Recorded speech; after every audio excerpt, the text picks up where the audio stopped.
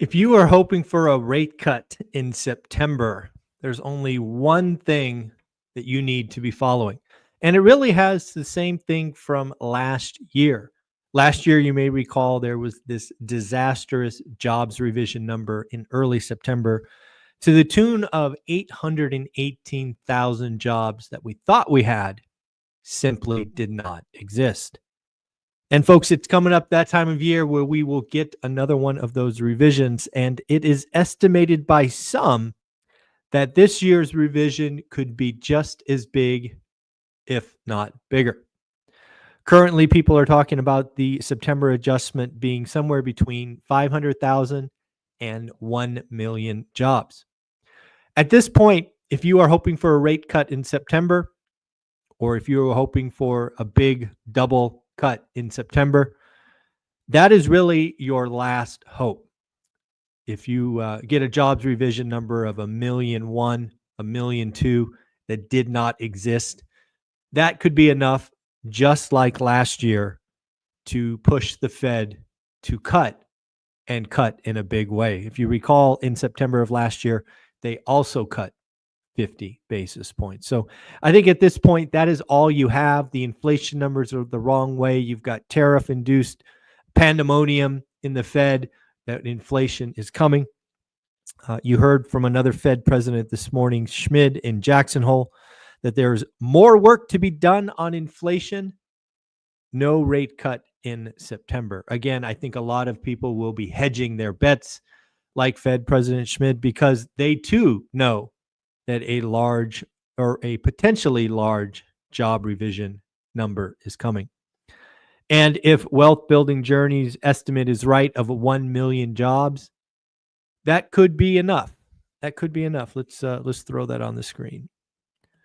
That could be enough to get the Fed to move on a cut and cut in a big way. Curious, I don't know, anybody out there watch what Alex Hormozi did over the weekend? Started on Saturday, I think went till Monday sometime. It looks like Alex Hormozi successfully grossed, this is gross, top line, $100 million in 3 days.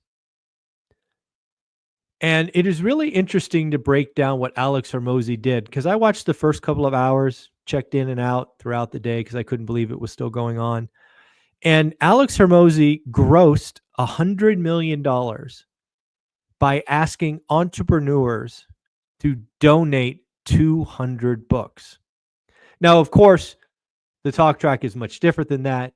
You know, you donate 200 books, you get all these free things.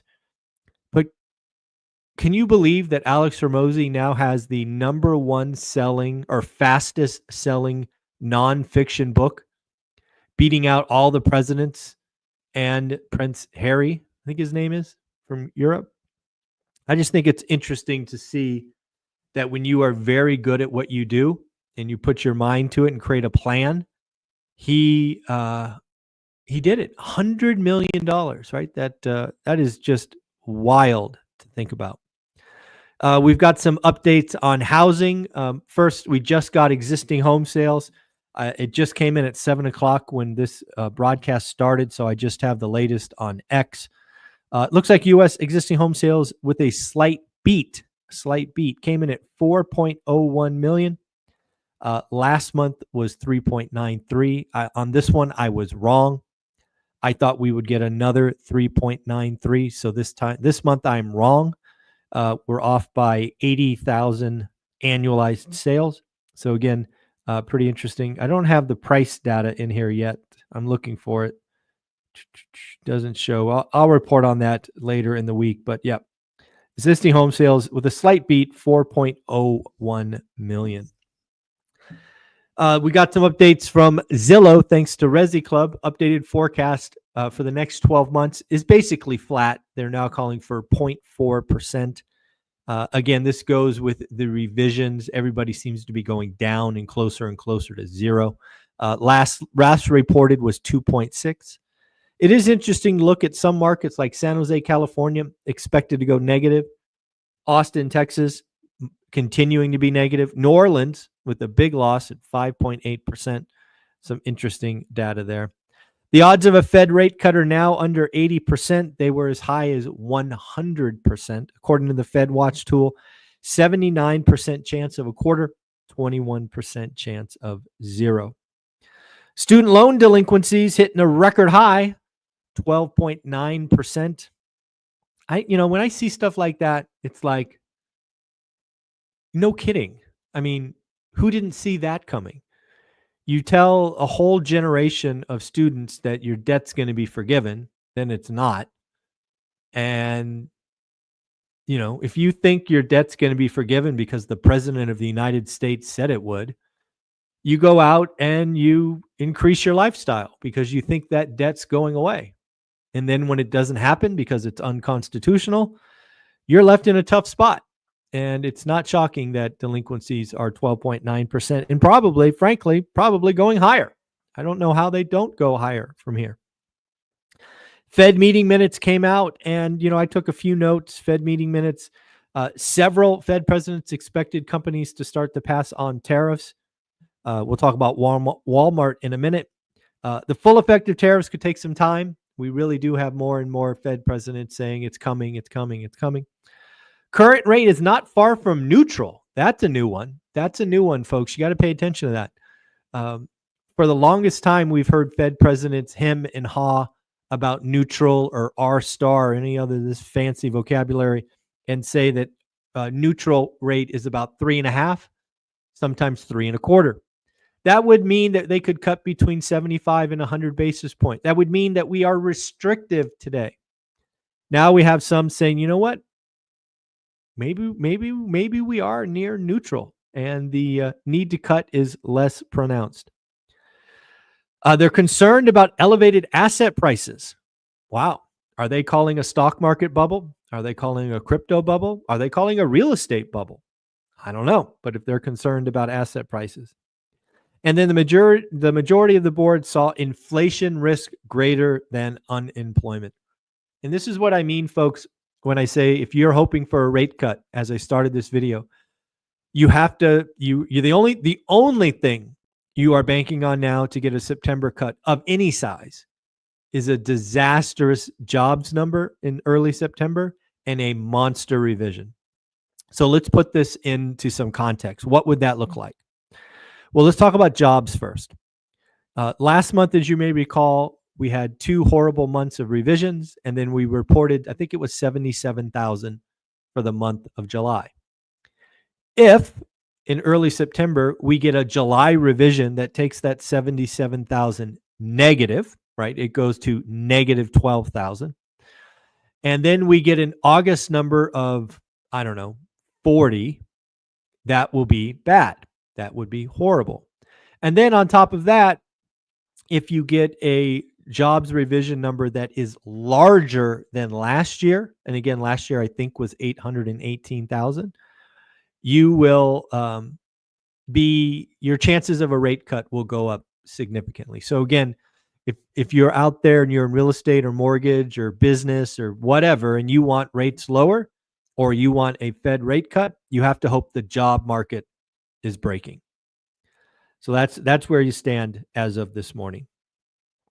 I do want to congratulate John. I don't know if you guys know this, but this little sign right here, this ORaaT rules, you can actually buy that. And John yesterday bought that off my website, onerentalatatime.com. He bought the framed version. I actually have one of those in my gym. So thanks, John, for that. That's pretty cool. Goldman Sachs talking about the next gold rush. The next gold rush, according to Goldman Sachs, will be worth trillions. And this gold rush, folks, is going to be in stable coins. I do think stable coins will be the next big thing. But the question for me is, how do investors profit on that? Is it by understanding how stable coins will be transacted? Is it by understanding the assets that these companies or countries will have to secure? I don't know. It's going to be interesting. The Jackson Hole speech is tomorrow, Jerome Powell. And I am in the camp that Jerome Powell is going to come out super hawkish. I think Jerome Powell wants to close the door on a September rate cut, but He, of course, can't, because I don't think he's going to have the jobs data, which could push his hand. But I do think Jerome Powell is going to lean hawkish. I think he's going to try to close the door on September while giving him just a little wiggle room. But again, remember, this job revision number and the jobs creation number in September could be that bad. To that end, we got a couple more things. Weekly claims jumped. We were in the 220s for a long time. Last month, 224, or last week, 224. They jumped to 235. So again, we're not going to be concerned. We're not going to throw a yellow flag until it's 250 and above, and a red flag at 300. Those are the numbers. We have hit 250 a couple of different times over the last 10 months. We have not really gone much above that. I think 1 week we were at 252, if memory serves. Continuing claims keeps moving higher and higher. We are now at 1.972. Let's call it 1. I don't know, it's damn near 2 million. 2 million is a psychological number that will be something to watch. I do, again, think this is going to be about continuing claims, not new claims. And then finally, kind of closing it out with Walmart. Walmart beat on revenue but missed on earnings because of tariffs. Yes, Walmart indicated that they are continually raising prices because of tariffs. And again, Walmart would be one of those companies that would be on the front end, I think, of these tariffs. So folks, I do want to thank a couple more people who bought tickets to the Vegas event. We are now at 93 tickets sold. I just came up with this because, again, I want to get to 100. So I'm going to do something special for the first 100 ticket buyers. And folks, if you're in the first 93 and you bought this without this extra, don't worry, I will take care of you. So for the first 100 ticket holders, I will have something for you at the Vegas event as just a thank you for buying early. Again, this is selfish. I admit it is selfish. I'm staring at a $75,000 to $80,000 check, wire, whatever I'm going to do to pay for a lot of the venue and food in the next 80 days. And I'd love to get 100 tickets sold to help cushion that blow.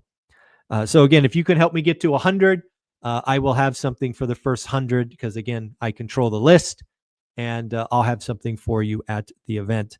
So again, 93, we need 7 more folks to buy their tickets today, get us over 100, and I'll let you know what you get at the event. And then joining school, we got a couple more people who joined school, Gabe and Raj. Thanks for joining school. Make sure you introduce yourself, join the masterminds and accountability groups, get all the free education, join the forums. It is truly the place where everyday wealth builders go. All right, folks, take care of yourself. I hope you have an amazing day. Like, subscribe, comment. And of course, if you're a landlord, don't forget to check out Steadily. Steadily is landlord insurance. Olivia and I send all of our properties there to see if they can beat it. Sometimes they do. Frankly, most of the time they do. Sometimes they don't. It's okay. I will go with the best coverage at the lowest rate. So again, folks, go to Steadily. Link in the description. Peace.